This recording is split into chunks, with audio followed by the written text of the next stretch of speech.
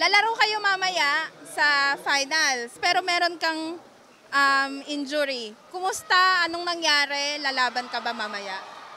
Ang pag-spy ko po ang landing, na bad landing po, na overstretch yung kamay ko. At gano'n, masakit. Sakit po. Pero kumusta? Paano ang laro mamaya? Kakayanin para manalo.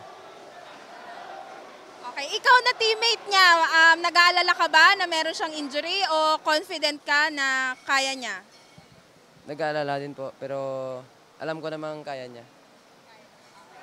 Okay. Kahapon nakalaban nyo din yung, makakalaban nyo mamaya, nakalaban nyo yung Caraga. Tapos hindi kayo nanalo yung Caraga. So ano sa tingin nyo ang mangyayari mamaya at paano nyo make sure na mananalo kayo? Less lang yung error at pabutihin pa. Pabutihin pa.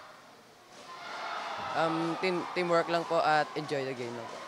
Tapos hindi ba kayo naaasar kasi nag-cheer kayo, ang lalakas ng mga cheer nyo, ang lakas din ng cheer ng kabilang team, hindi ba kayo naapektuhan?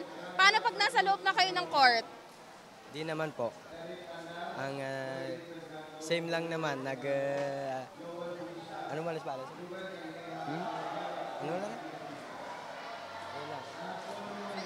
Ang ano lang po, focus lang at di magpadala sa sa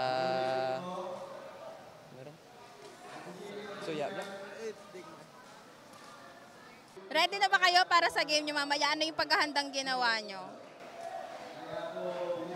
Ang natulog ng maayos at nag-focus, di nag-cellphone.